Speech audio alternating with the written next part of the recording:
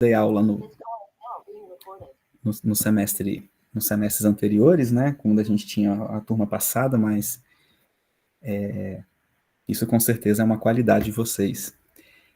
Então, olha, eu vou pedir para vocês agora aqui, a gente está sendo gravado, tá? Então, estou falando mais pelo consentimento de vocês, tá? De todos vocês.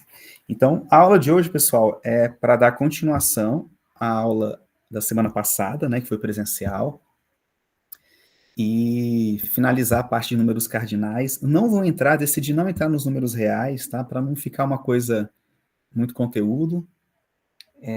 A gente pode fazer uma aula de reposição na semana que vem sobre os números reais. E então eu inicio a aula com um conteúdo novo, eu prefiro assim também. E aí eu vou fazer a continuação agora, vou finalizar números cardinais, a gente faz uns exercícios do livro, e eu estou finalizando a lista de vocês, tá? Até o dia 12 aí, na verdade, até dia 12? Não, dia 12 é sexta, né, que vem. Eu pretendo terminar até terça-feira dessa semana, da semana que vem, porque sábado, domingo eu vou estar viajando, né? Segunda-feira tem que resolver umas coisinhas e aí finalizaria na terça para vocês, com um tempo bom aí para vocês fazerem, né? Mais de 2 semanas, tá? Claro que a lista vai estar baseada em tudo que eu passei nas aulas, talvez eu coloque até os exercícios que eu passei em aula, que eu deixei para vocês fazerem, com outros um pouco mais bem elaborados, né? E dos conteúdos novos, tá? Vai ser uma lista direcionada para a prova, tá bom? Como se fosse um termômetro para a prova, assim.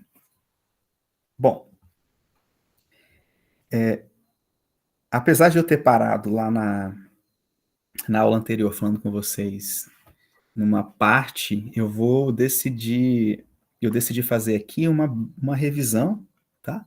Breve, não muito detalhada, do que a gente tem feito nesse capítulo dos números cardinais, tá? E deixa eu só atender aqui o Onofre. Pronto. Agora sim. Não, ainda tá faltando um. Pronto, agora sim, acho que tá completo aí, né? Não tô olhando contas duplicadas, né? Eu acho que não tem conta duplicada além da minha aqui. Que bom, todos conseguiram ver. Bom, pessoal, talvez eu falei na aula anterior para vocês que a importância crucial dos números naturais era, de fato, dar uma forma de contagem, tá? Então, quando a gente conta conjuntos, e aí tem que definir o que seria uma contagem, a gente está dando a principal utilidade, a principal aplicação dos números naturais, que é dar uma quantidade para determinados conjuntos, que a gente vai chamar de conjuntos finitos, né? E esses números, quando a gente der uma quantidade para esses conjuntos, a gente está chamando de número cardinal do conjunto, tá? E claro que a gente precisa definir bem essas coisas, tudo que eu falei, o que é contagem, o que é número cardinal, né? Todo conjunto tem apenas um número cardinal ou tem dois? Ou seja, o número cardinal está bem definido nesse sentido, né? Quais são as propriedades dos números cardinais, tá? E aí eu vou deixar uns exercícios para vocês sobre isso e provar que os números cardinais de fato estão bem definidos, tá? Essa é a parte crucial da aula de hoje. Ou seja, se um conjunto tem um número cardinal, esse número cardinal ele é único, né? Um conjunto não pode ter dois números cardinais distintos. Tá? Então, o que eu falei para vocês na aula anterior, né? A gente tem um conjunto dos números naturais, agora bem estruturado, né? Tem soma, tem multiplicação, as duas operações fundamentais aqui dentro, né? Que é caracterizado, como a gente fez pelos axiomas de Peano, e todas as propriedades familiares dos naturais são demonstradas utilizando os axiomas de Peano, todas, tá? E se você não utiliza os axiomas de Peano, é porque você utilizou um resultado que utilizou os axiomas de Peano, né? A gente vai fazendo uma árvore que o fundamento da árvore, né, a raiz da árvore, de fato, são os 3 axiomas de Peano, né? Tá? Então, para obter, por exemplo, essa propriedade aqui, você não usou diretamente o axioma de Peano, usou essa aqui do meio. Então, mas essa do meio utilizou os 3 axiomas de Peano. Por aí vai, tá? E toda essa estrutura aritmética dos naturais, a gente tá tudo baseado nos axiomas de Peano. Isso é incrível, né? 3 axiomas para fundamentar, para caracterizar, melhor falar assim, o que nós conhecemos hoje, e na época também já era conhecido, o conjunto dos números naturais. Então nós temos aí os naturais. Então são números, tá? Isso aqui é um número. Isso aqui é um número natural, ok? E aí o que a gente definiu na aula anterior é um número, por exemplo, eu falei para vocês de conjuntos equivalentes, né? Antes de falar do número cardinal, eu falei que dados 2 conjuntos x e y, aqui a gente está pensando finitos, tá? Nem precisa ser finito aqui nesse momento, né? A gente vai dizer conjuntos não vazios, tá? Então são equivalentes,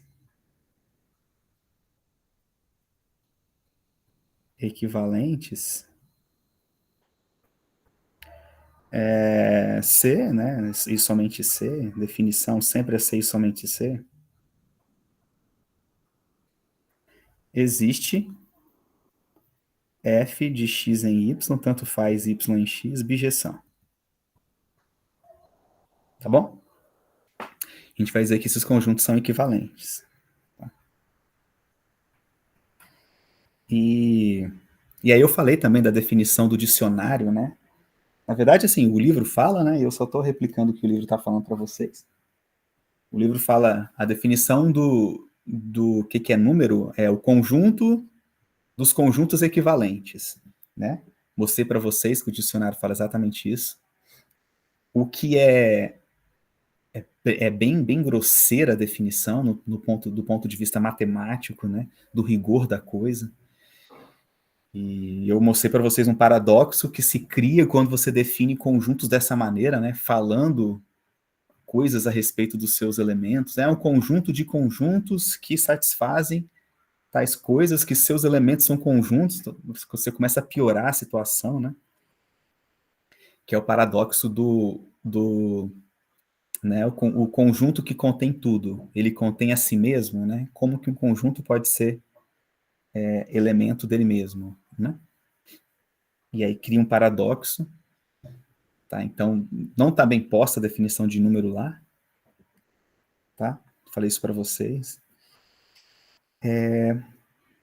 E dei que foi o início da aula da semana passada, eu dei um spoiler para vocês, né? Eu falei que o que a gente está tentando dar o rigor da coisa é exatamente da principal propriedade, né? A principal utilidade dos números naturais, que é quando a gente faz associações de objetos com um pequeno conjunto aqui nesse caso vai ser o I3, né? Os naturais menores ou iguais que 3, tá? E aí você faz uma bijeção entre esses elementos. Não precisa ser essa bijeção, tá? Você pode fazer qualquer uma outra bijeção. Tá? Então, esse conjunto de frutas aqui, cereja, maçã, tanto faz, esse conjunto X, né? Como aqui você tem uma abjeção por definição de conjuntos equivalentes, então X, que é o conjunto de cerejas, por exemplo, tá? Ele é equivalente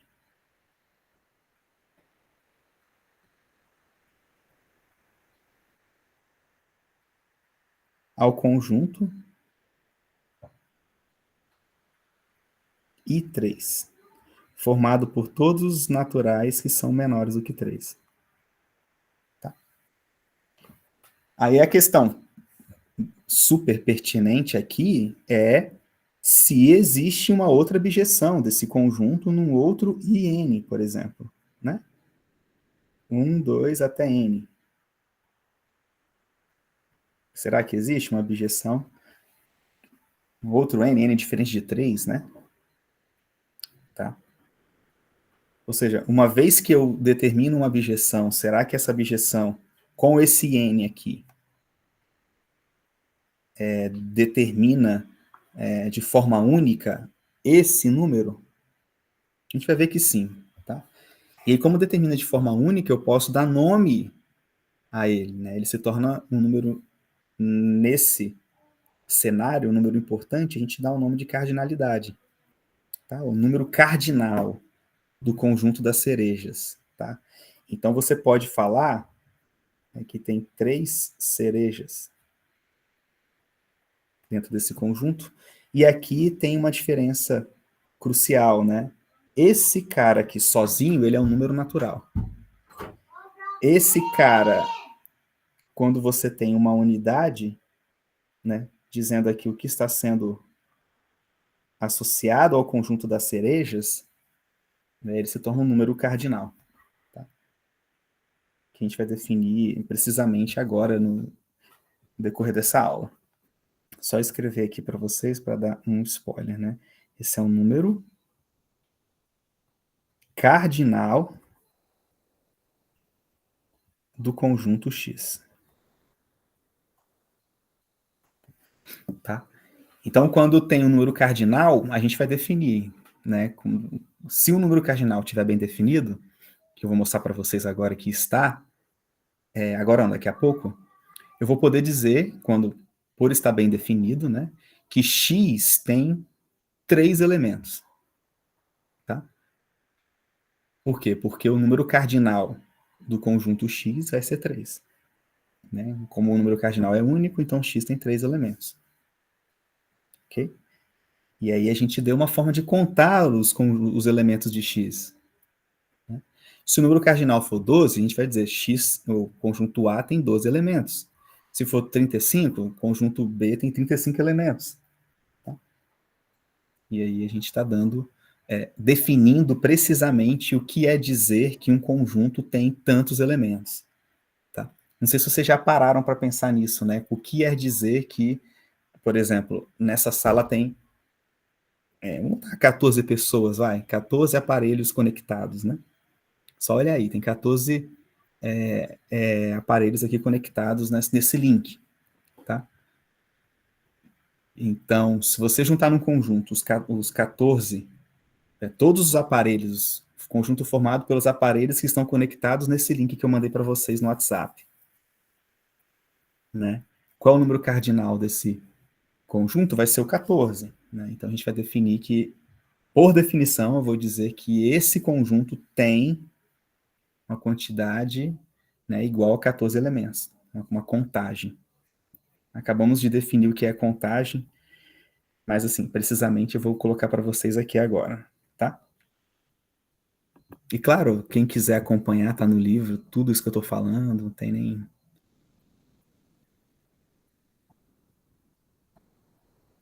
Não tem...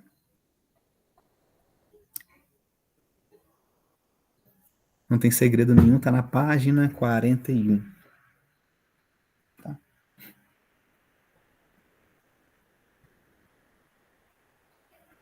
Ótimo.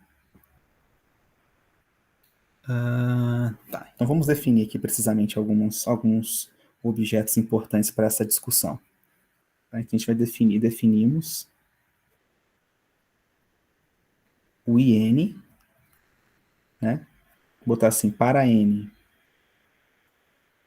pertencente aos naturais, definimos. E N vai ser um conjunto importante aqui, tá? E N, por definição, são os M pertencente aos naturais, tais que M é menor ou igual que N.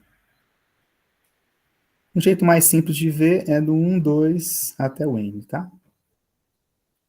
Esse é o conjunto dos números formados que são menores ou iguais que n. Subconjunto dos naturais formado pelos elementos que são menores ou iguais que n.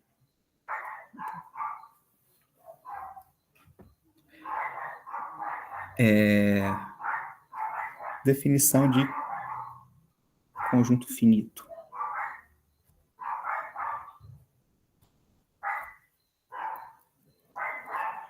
X é um conjunto finito. Estou definindo, viu?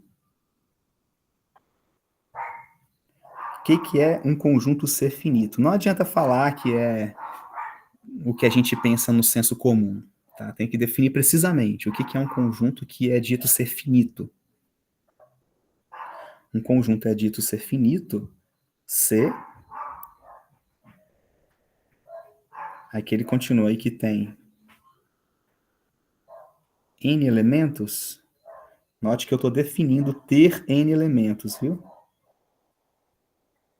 Ó, estou definindo. Isso aqui eu estou definindo.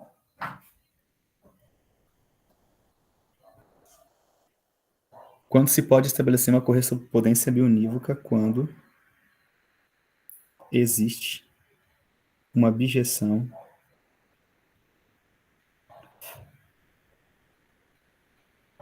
f e n em x.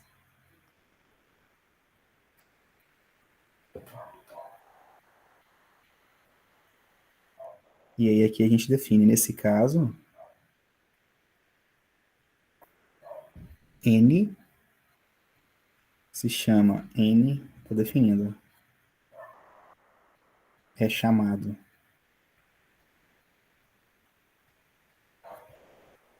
de número cardinal do conjunto x,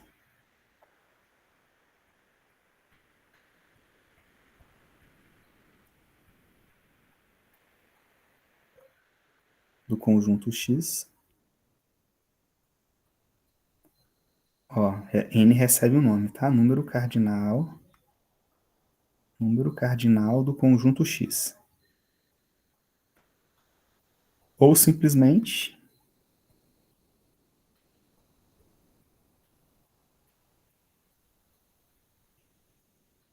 o número de elementos de x.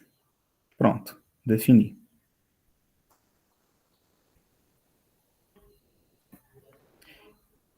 Novamente, né? Elementos de x. Novamente, cabe aqui a pergunta, tá bem definido, né? Será que poderia haver uma... Será que essa definição está bem posta, né? Será que existiria outra objeção com outro IM e K, por exemplo, que, que desse uma contradição nessa definição, né? 10 é o número de elementos de X, mas também 11 15 né? Então não estaria bem posta a definição. A gente vai ver que não, que essa definição está super dentro dos conformes, tá?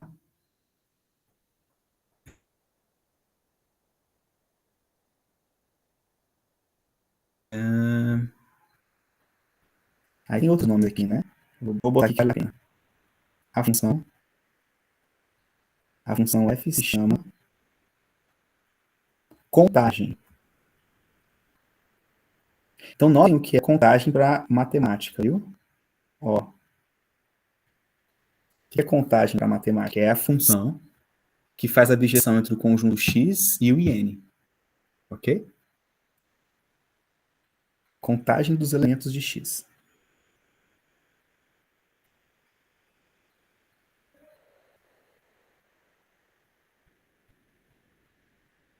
Tá? Claro que tem como definir também contagem dos elementos de um conjunto infinito, mas aqui eu estou falando contagem para conjunto finito, ok?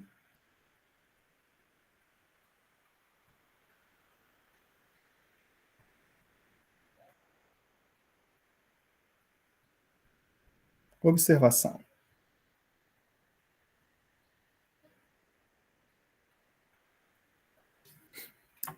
Dado um número natural,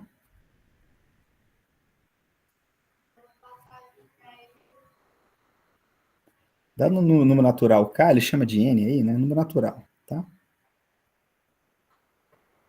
Natural n. Ele naturalmente, desculpa o trocadilho, né? Ele naturalmente ele é um número cardinal de algum conjunto finito. Qual seria, pessoal? Se eu pego, por exemplo, por que o 10, né? Pensa no 10. Por que o 10 é o número cardinal de algum conjunto? O que vocês fariam? Qual conjunto vocês tomariam que, de cara, diretamente, já tem um número cardinal igual a 10? O próprio 10, né? Então aqui, ó, dado o número natural k, qualquer número natural, ele é um número cardinal de ik. Pois, né, por definição,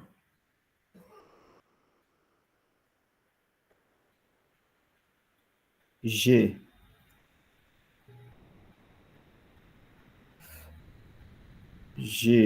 vamos botar assim, pois por definição existe uma objeção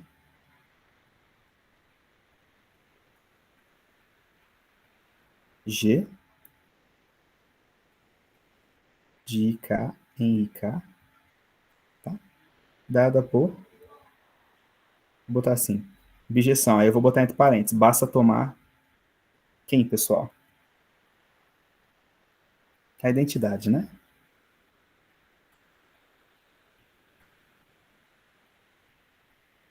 O 1 vai no 1, o 2 no 2, o 3 no 3, o 4 no 4, até chegar no K. O K vai no K.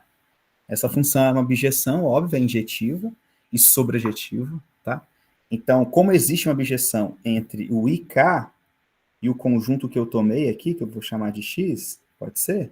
É porque o K que eu escolhi aqui inicialmente, ele é o número cardinal, olha aqui ele, IK, do conjunto IK.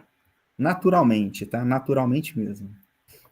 Então, todo número natural é um cardinal de algum conjunto. E todo número cardinal de algum conjunto é porque existe ele lá, o IN dele, né? Sendo objeção com X. Então, notem a nossa confusão natural também, quando a gente chama número de número cardinal, né? Mas, assim, olhando de forma rigorosa, uma coisa é uma coisa, né? Número natural é uma coisa, número cardinal é outra coisa, ele se refere à quantidade de fato, número de elementos. Ordinal não entra na discussão, tá?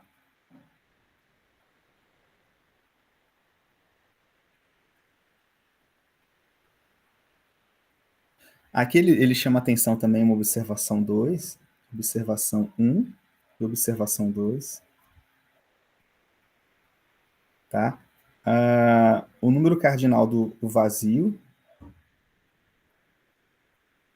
cardinal do vazio é o zero, tá? Por definição. Não que haja uma abjeção do I zero com... Não, não. O I zero é vazio, tem abjeção entre o vazio e o vazio. Eu não quero ficar pensando nessas questões técnicas, né? Aí ele fala, a fim de evitar exceções, né? A gente não quer ficar toda hora explicando uma coisa. Olha, o cardinal do vazio é zero. Então, zero é o número cardinal do vazio. Tá?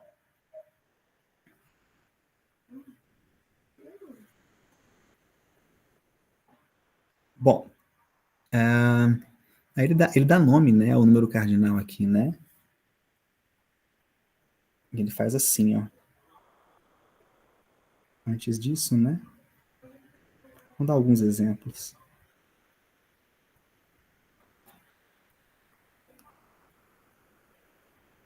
Ó, uma questão de prova, por exemplo, tá? Se x tem n elementos, né? E agora vocês sabem o que significa essa frase aqui, essa expressão. O que é ter n elementos, tá? E sabe a definição correta disso, mostre que... Bota n maior ou igual que 1, tá? Mostre que as partes de x, conjunto de todos os subconjuntos de x, deixa eu escrever isso, conjunto das partes de x tem 2 elevado a n elementos. Tá? Ou seja, o número cardinal de px é 2 elevado a n. Tá bom? Vou deixar esse exemplo aí para vocês. O que está dizendo é que, admitindo isso, então existe uma abjeção entre i 2 elevado a n nas partes de x, tá? Nas partes de x. Abjeção. Tá bom? Tente explicitar essa abjeção, né? Pelo menos para alguns casos, tá? Explicitar. Pelo menos para alguns casos, sei lá, n igual a 4, por exemplo, vai dar 16 elementos das 16 subconjuntos de x, né? Explicitar uma abjeção aí. Tá?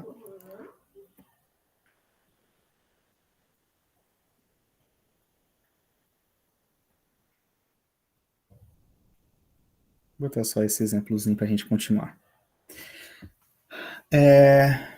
Ele define também o que é conjunto infinito, eu acho que vale a pena. Eu não vou me ater aos detalhes, tá?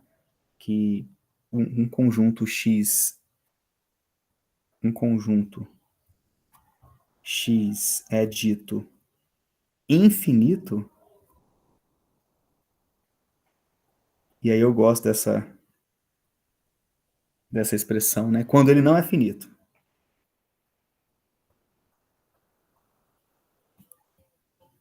Não é finito. E notem, a gente definiu o que é ser finito, né?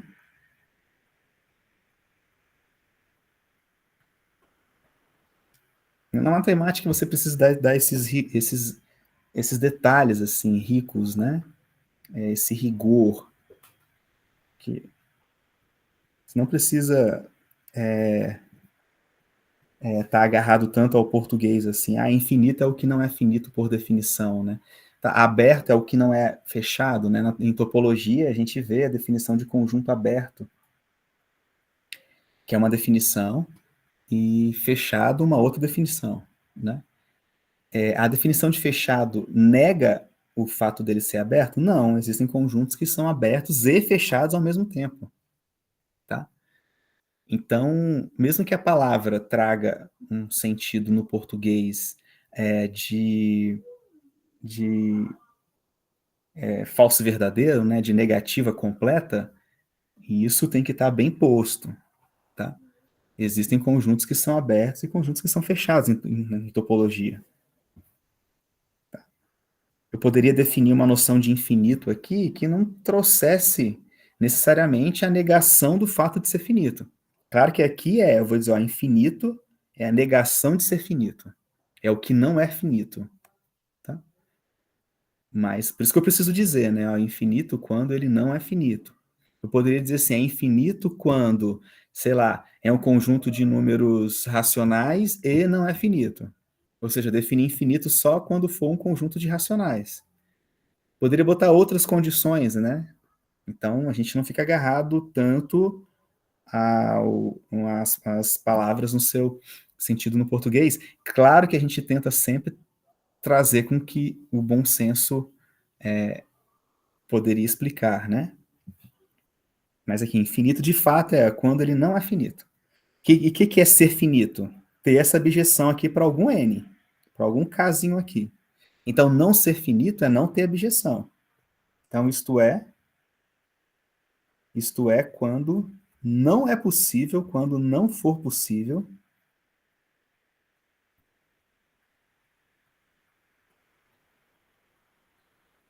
encontrar N natural, tal que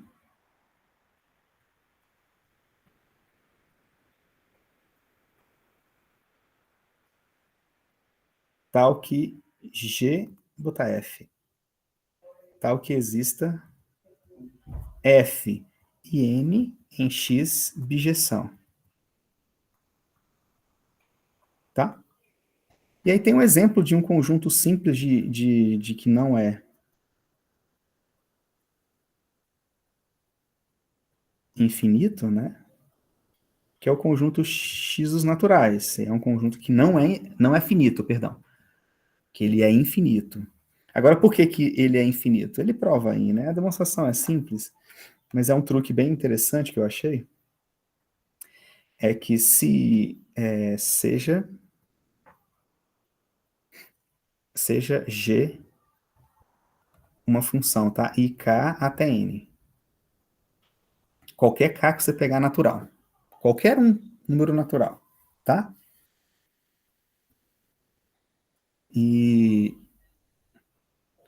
eu vou mostrar que isso aqui nunca vai ser bijeção, tá bom? Só você fazer o seguinte, ó.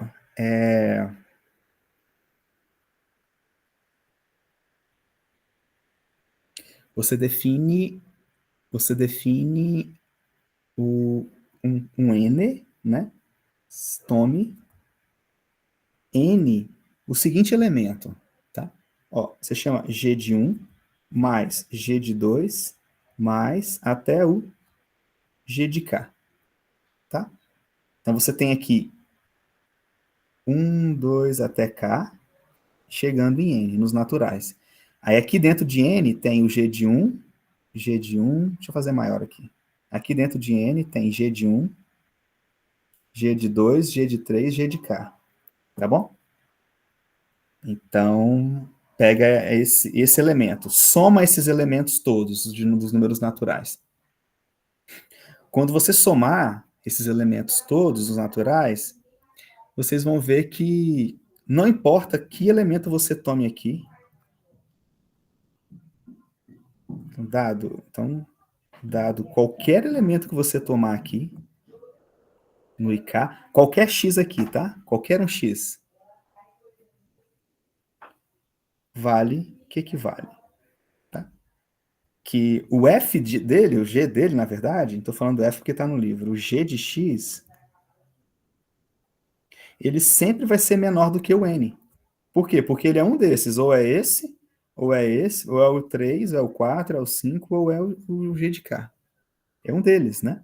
Como o N é a soma de todos são positivos, tudo certo, esse cara aqui sempre é menor do que N.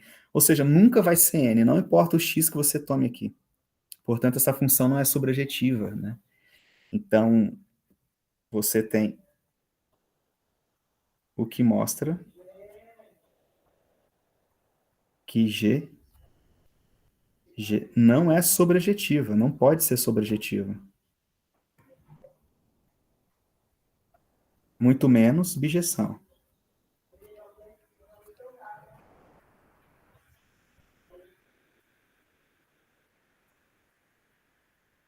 Tá? Então, o N, não importa o K que você tome, sempre é possível determinar um elemento nos naturais que a função definida em IK para N não assume o valor de N. Então, não é sobrejetiva. Tá? Tá acontecendo aqui é isso, tá? IK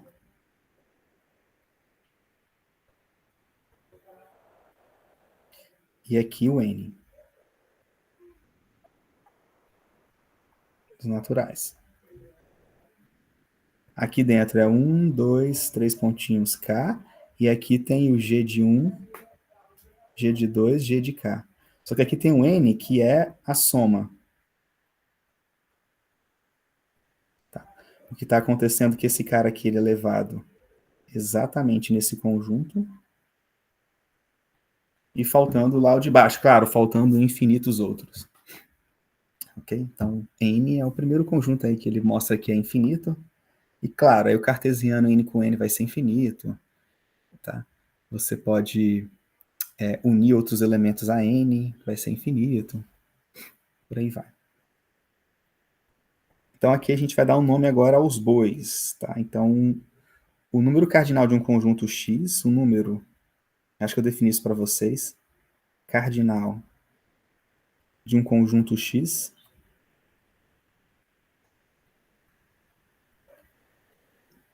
que indicaremos com a notação, será denotado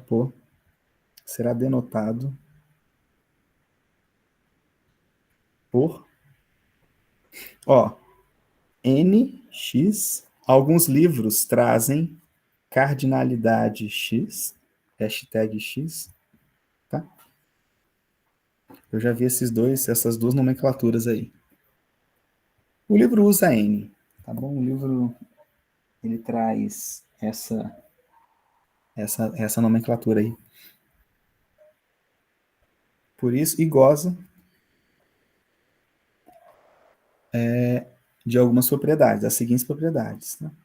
De algumas propriedades.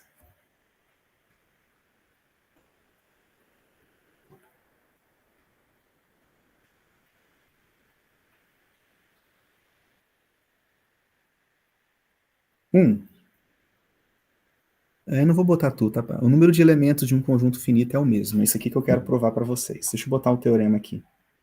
Teorema.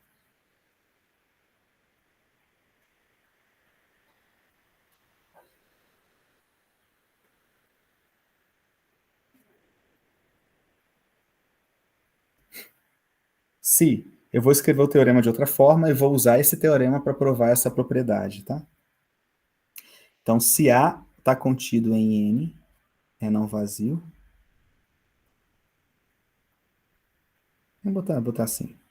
Se A é contido em N e G,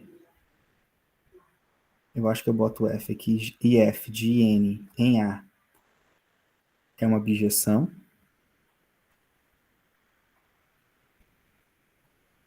Eu vou colocar, eu não vou botar dois pontos aqui não, vou deixar um pontinho só, e aí depois eu continuo embaixo sobre as propriedades da cardinalidade.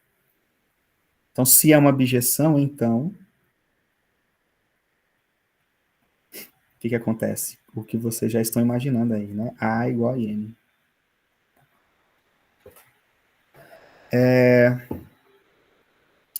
Então, conjuntos finitos, bijeção com uma parte com subconjuntos de si mesmo,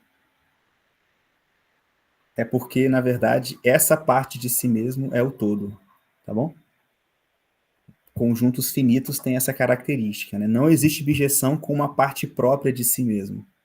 Com uma parte própria de si mesmo. Tá? Em conjuntos infinitos, eu mostrei para vocês na aula anterior, né?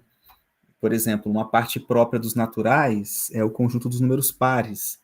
E eu mostrei para vocês que tem uma bijeção entre n e o conjunto dos pares. Tem uma bijeção também entre n e o conjunto dos números ímpares, dos números primos, dos múltiplos de 3 e por aí vai. Tá? Então, quando o conjunto é infinito, isso existe. Quando é finito, o que está dizendo esse teorema é que não existe. Tá? E aí vem a prova, a demonstração.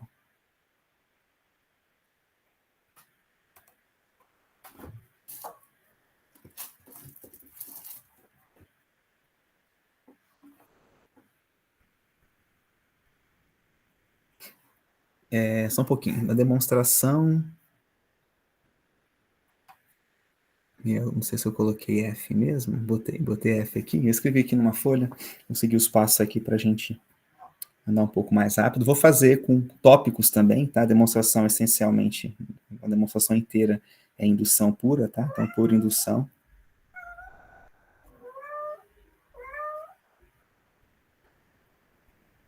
Tá? Claro que n igual a 1, o teorema é válido, por quê? Se n igual a 1.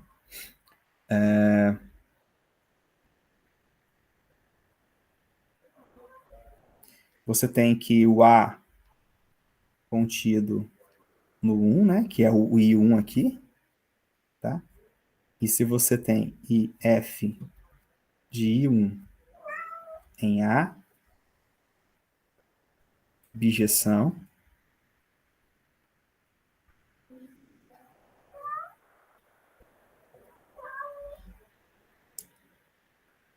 Então, claro que o A contido em um não vazio, porque é uma bijeção, né? O F de 1 aqui está aqui dentro.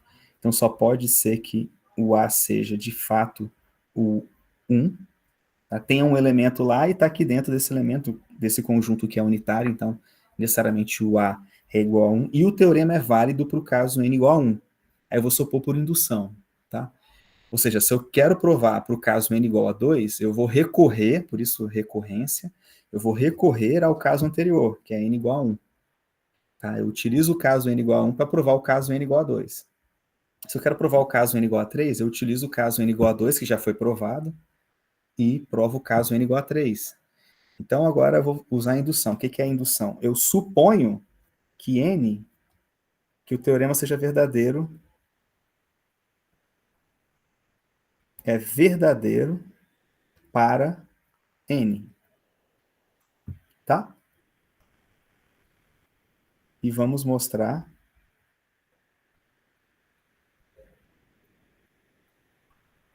que ele também vale,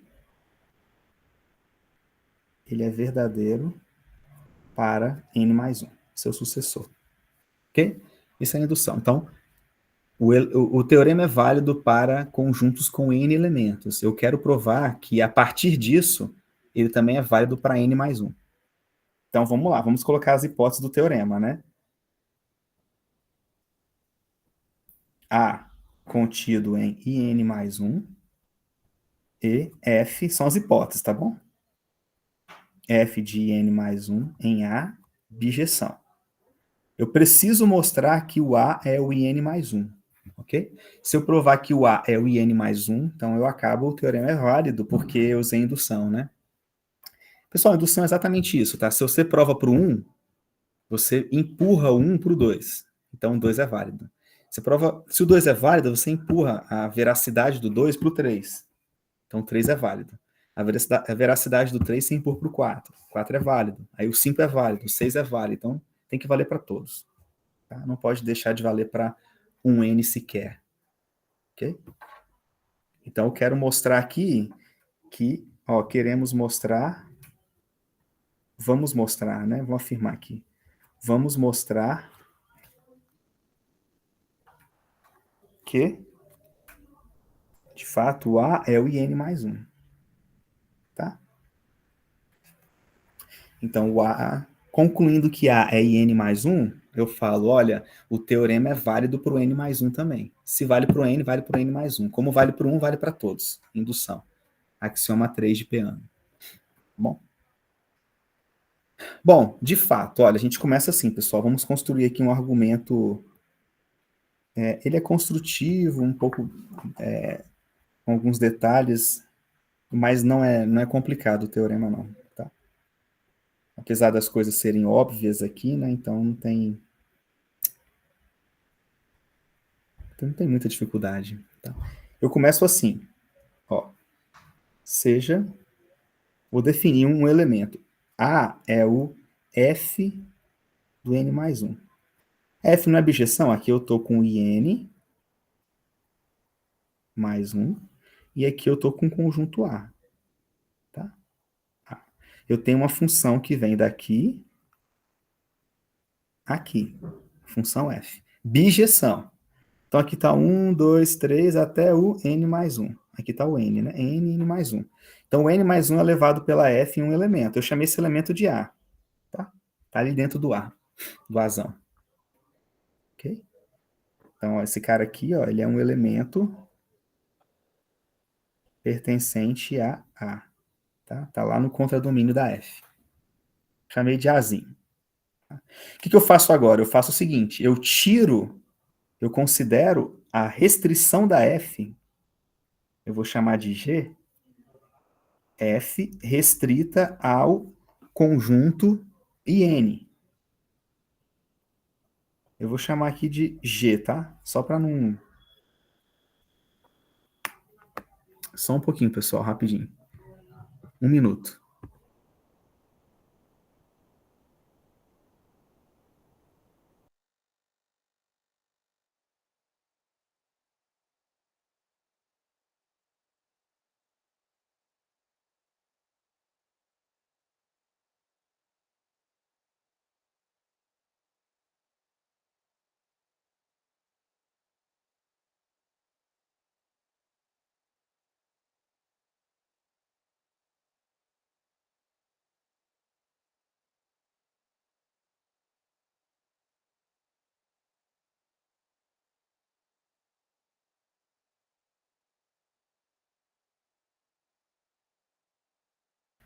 Voltei, pessoal. Estão aí ainda?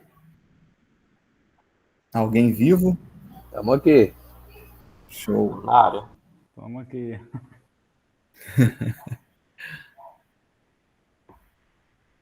Continuar aqui então, viu?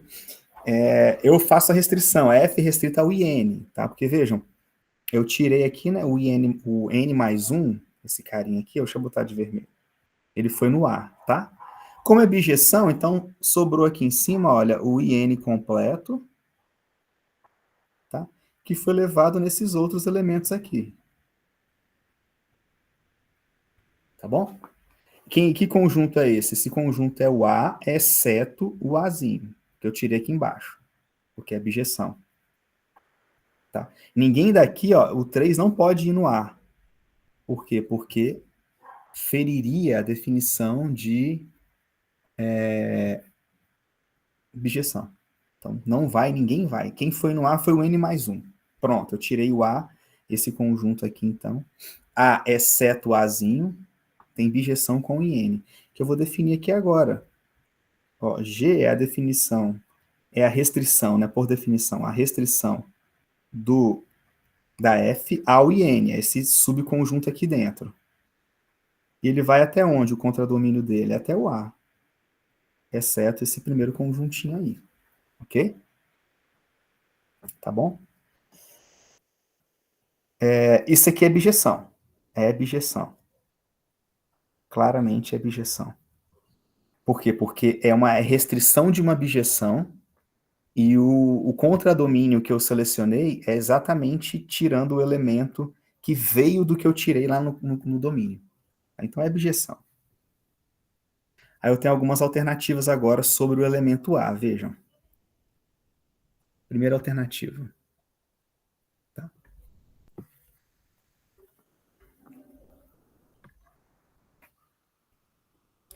Vamos lá.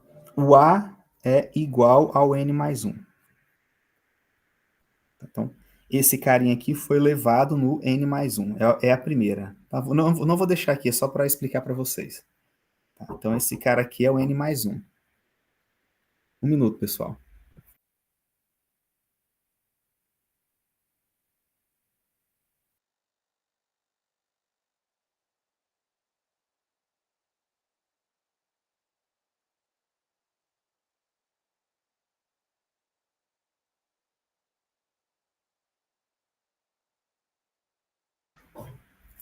Bom, então tem duas alternativas, tá? Então, ou A é o N mais 1, ou ele não é o N mais 1.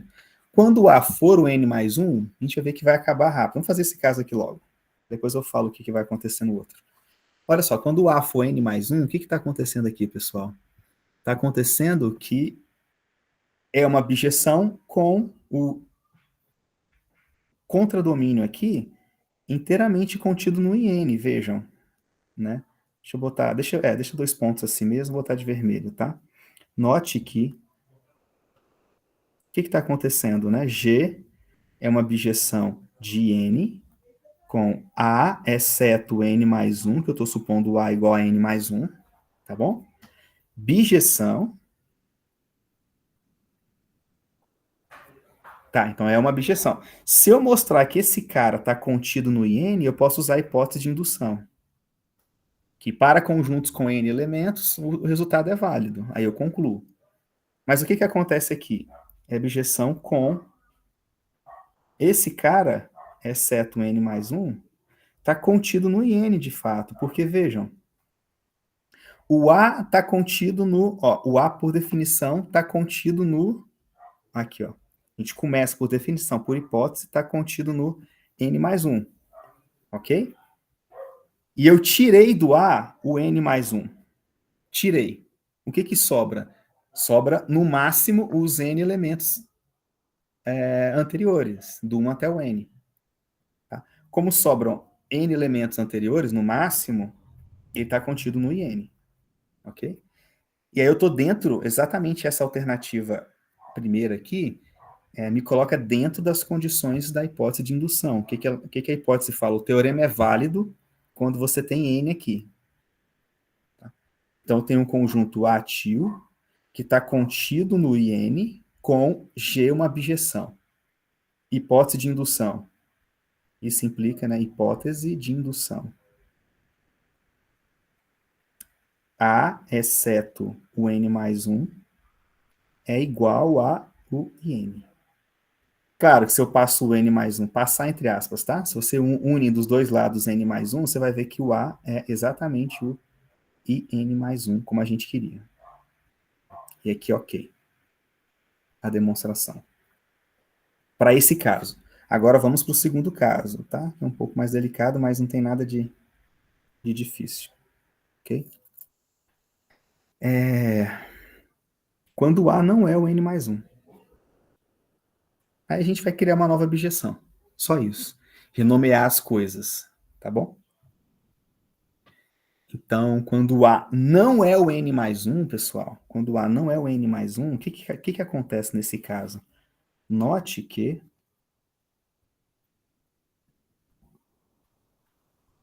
se você tirou um elemento do A, do Azão, se você tirou um elemento do Azão que não é o n mais 1, tá? É porque você tirou um outro elemento do A. Um elemento da forma... Ó, o A, ele pertence ao A, né? Que não é o n mais 1. Então, você tirou um elemento da forma 1, 2, 3 até o n. Tá bom? Você tirou um desses elementos aqui. Tá?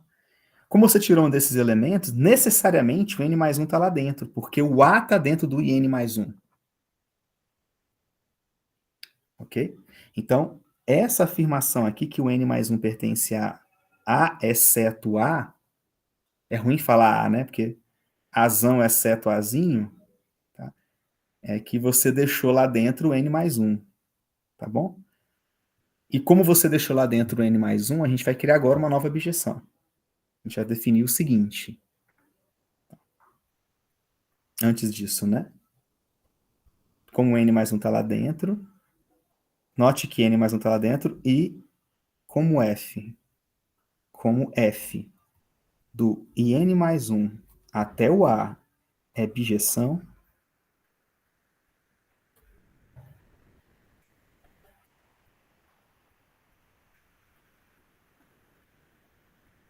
existe necessariamente P pertencente ao in mais 1. Veja que, como esse cara está no contradomínio, está aqui dentro, ó, tá? Existe aqui alguém que foi nele, porque é bijeção, tal que F, deixa eu botar aqui no canto, F de P é o n mais 1. Ok? Então, veja, a gente está nessa situação, ó, em diagramas, tá? O IN mais 1. E aqui o... Deixa eu botar aqui embaixo.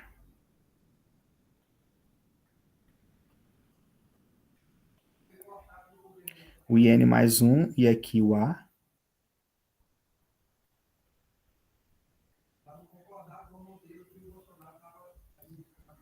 Aqui está o A. Tá. Aqui está o N mais 1 e aqui está o P. Aqui está o A, que a gente está supondo que é diferente do N mais 1, não é igual ao N mais 1. Então, e aqui está o N mais 1. Tá bom? Então, o A é um elemento diferente. Sei lá, o A é 5, o N mais 1 é 10. Tá bom? Dois elementos distintos. E o P também não pode ser o N mais 1. Deixa eu anotar assim, tá? Vou botar assim, ó.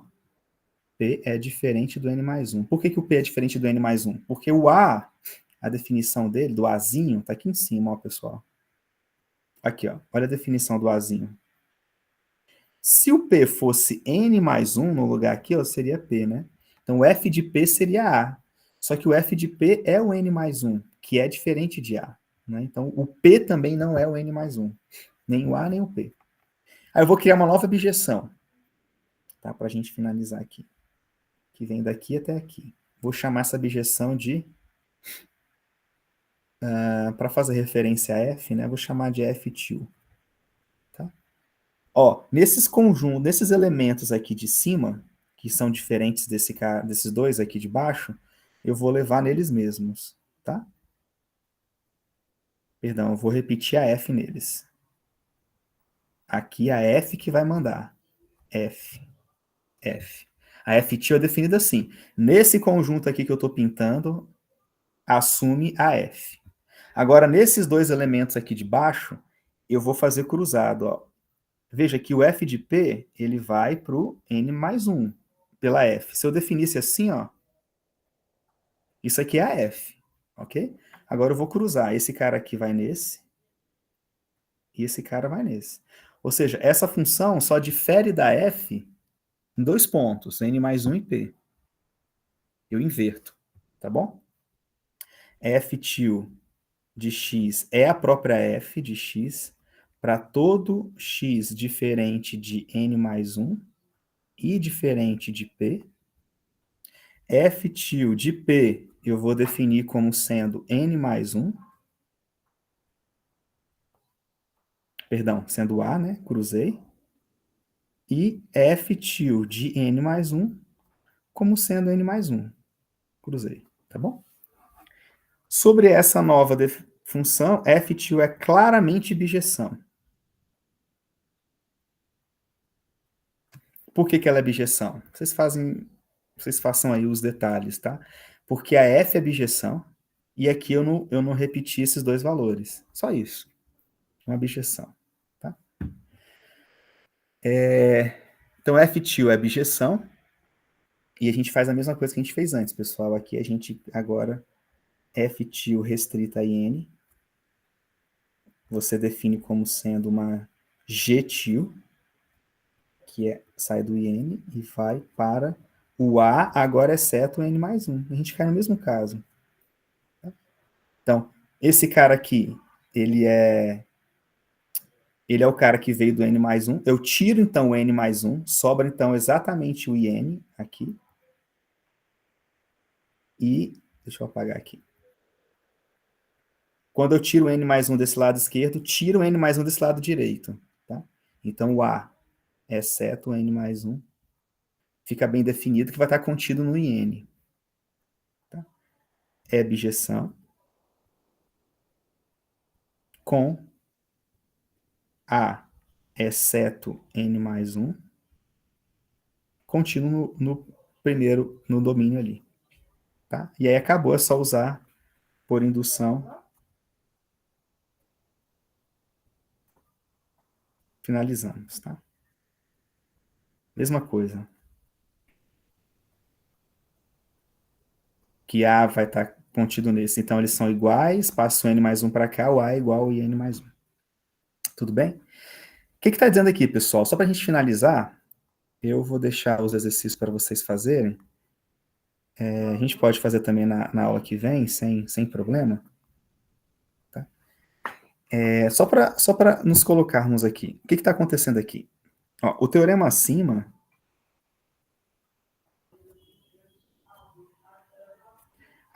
define bem n de x. Sabe por quê? Porque, vejam, pois se f, ó, in em x, tá? E g de im em x, bijeções. Duas bijeções. O que a gente faz aqui? Por que o m é igual ao n? Porque se são duas bijeções, o que está acontecendo, pessoal? Está dizendo que n é o número cardinal de x, por um lado, pela f, e pela g está dizendo que m é o número cardinal de x. Para esse número estar bem definido, esses dois deveriam ser iguais. Por que são, né? Resposta, pelo teorema acima. Tá? O que a gente faz aqui? A gente faz um joguinho de composições. Vejam que eu tenho in em x pela f, eu tenho im em x pela g. Tá? Como é que eu construo uma bijeção do in no im? É simples, né? Eu faço assim, ó. Eu sei que do x para o im tem a g a menos 1, que é a inversa de g. Eu faço esse trajeto aqui, né?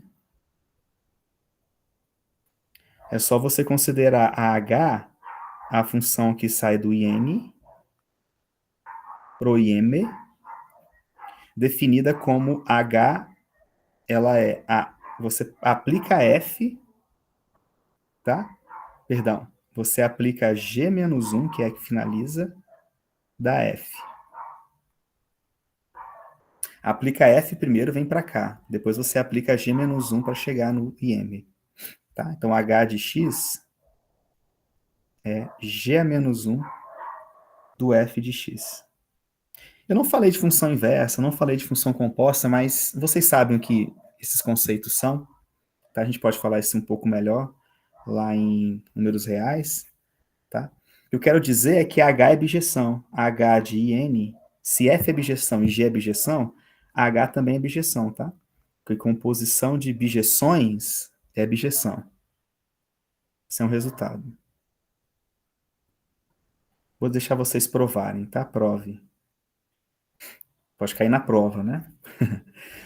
E aí eu uso o teorema, vejam. Olha só, se n é menor ou igual que m, então o IN, perdão, vamos pensar assim, vamos pensar no m. M menor ou igual que n, tá? É porque lá A está contido, isso. Então o IM, já que é menor, está contido, podendo ser igual, no IN.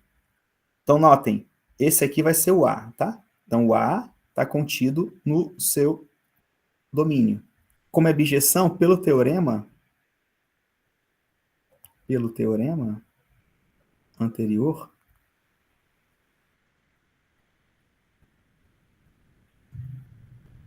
você tem o quê? Que o IM é igual ao IN. Logo, M é igual a N. Ah, professor, mas e se não acontecer isso? Acontecer o contrário, de N ser menor ou igual que M? Você muda a bijeção aqui. Faz o caminho oposto. Faz esse caminho aqui, ó. Tá? Aí vai ser F a menos 1 de G. Tá bom?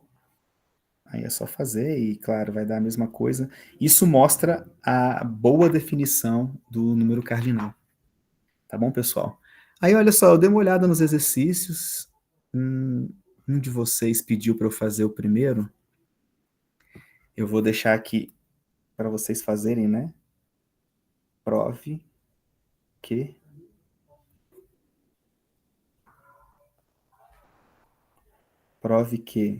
a segunda propriedade, se y contido em x, então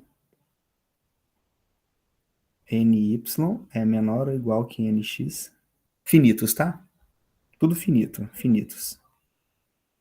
Tá no livro aí, pessoal. 3, tudo finito também.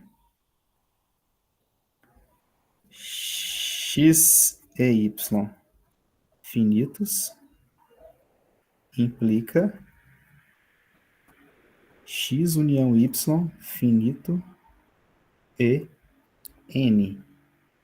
O número cardinal da união, para você contar a união, você faz o seguinte, você conta o x, conta o y, só que com certeza nessa contagem você contou 2 vezes a interseção, é só tirar uma.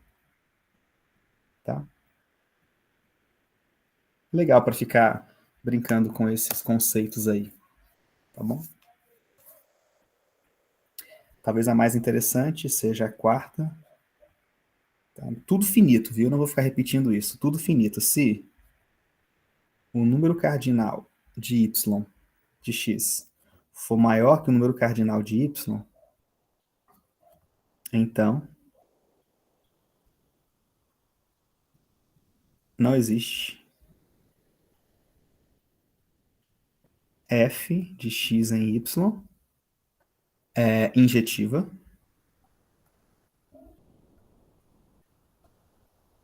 e g de y em x sobre.